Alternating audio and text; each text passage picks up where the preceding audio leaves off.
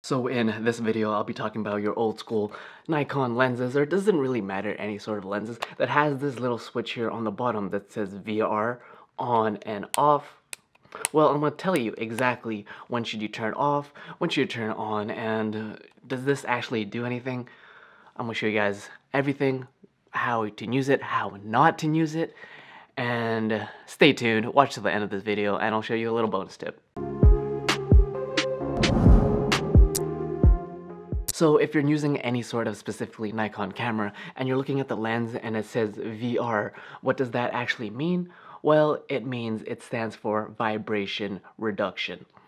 And in other cameras like Sony's and Canon's, it's also known as image stabilization or optical steady shot or optical image stabilization.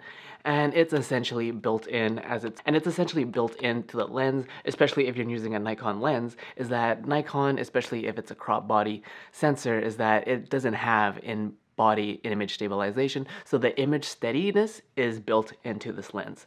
Hence, if you want the super short answer, is that if you just turn on your lens, you turn it to on, and that will give you a much more steady shot, and it gets rid of the micro jitters. And I'll show you super quick right now what it actually looks like if I turn on my vibration reduction, as well as if I turn off my vibration reduction. As you can see, there is a great difference.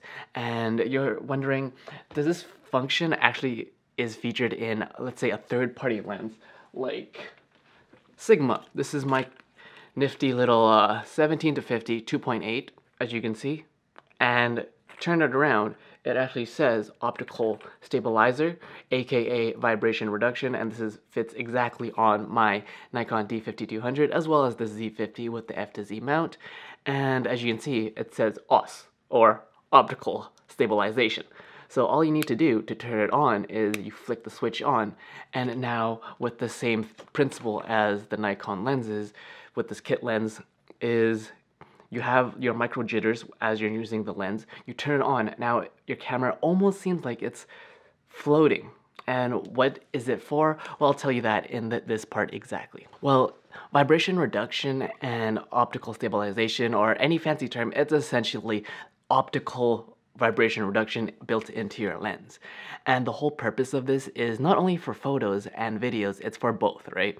So for photos, it lets you shoot at a much lower shutter speed, because if you photogs out there, you go out, you shoot at, let's say, a 1/50 and you don't have vibration reduction on, there's a high likelihood that your photo is going to be a little blurry or out of focus.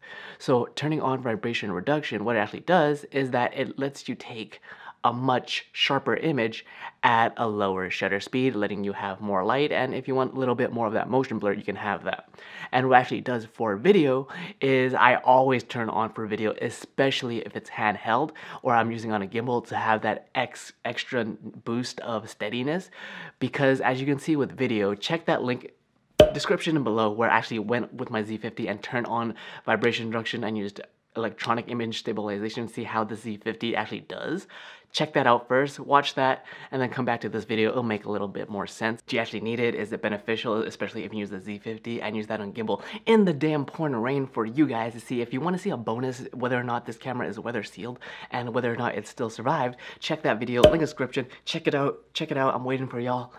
But when it comes to actually using vibration reduction for video, I highly recommend it. I always have vibration reduction on, is because it creates much more of a steadier shot when it comes to, you can see before and after in that video that I just mentioned, is a little bit more smoother in terms of, especially if you're using a gimbal. And if you're vlogging, you definitely want to turn vibration reduction on. As you'll see, it is a great benefit to creating a little bit more smoother and less of a harsh shakiness when it comes to filming your videos. So let's talk about, when do you not want to use vibration reduction? So you exactly do not want to use vibration reduction when, let's say, you have such a high shutter speed that you're filming or shooting outside, is that your shutter speed is so high that you don't really need to turn on vibration reduction. Let's say you're shooting at 1/4000. That is such a fast shutter speed that you don't need vibration reduction.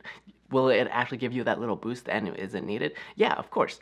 And if you have something like an older Nikon, like 70 to 300 that I used to have, there's actually two modes of vibration reduction. There was one with normal vibration reduction mode that you turn on, and there's also a sport mode. Sport mode is actually exactly what it sounds for sports, any type of fast moving subjects. And when I want to turn vibration reduction off, when I use that is exactly when I use videos and it's on a tripod, because you are stationary or a monopod and you don't want to waste the battery. Because if you have vibration reduction on, guess what? It uses more of the camera's battery, because like it says, it's using more power, so it can do more of the steady vibration reduction that it's enabled within the axis of the elements of the lens, if you can get super technical and all that stuff. So when do you not want to use it? You don't want to use it when you're on low battery and you have it mounted on a tripod. But for the most part, I always have vibration reduction on. And if it's on a tripod, it's stationary, yes, you want to turn it off. If you're moving with sports and subjects, put that on sport mode.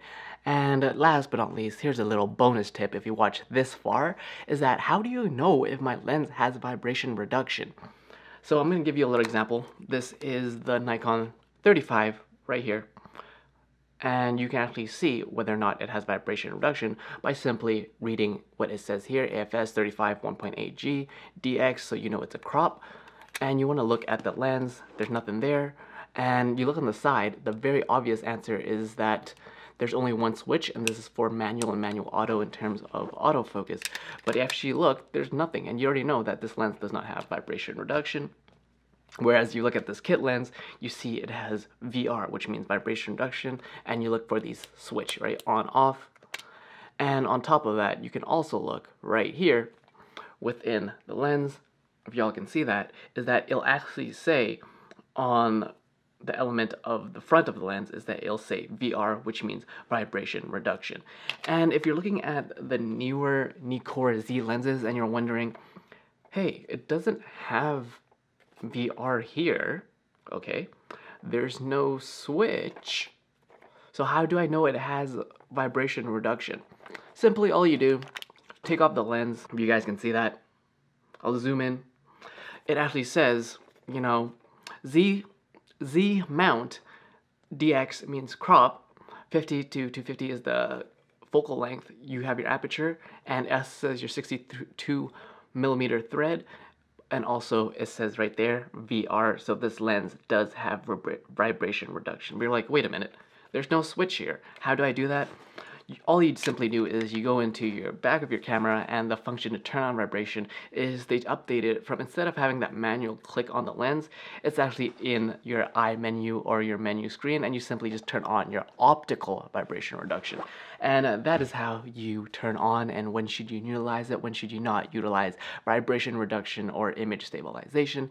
Like I already said, check out that other video that actually went on and did a full in-field real-world test of how you actually see it in action. Check that out, link in the description below. You can check out my free camera guide as well as my crash course of how you actually use all the way from auto to manual when it comes to your settings with your camera. And if you want to get serious about video, make sure you get my video job editing masterclass, link in the description below. And my name is Peter, you're watching A Broke Visionary Collective, where we all start with nothing, but you can always have steady videos and create something. Cheers.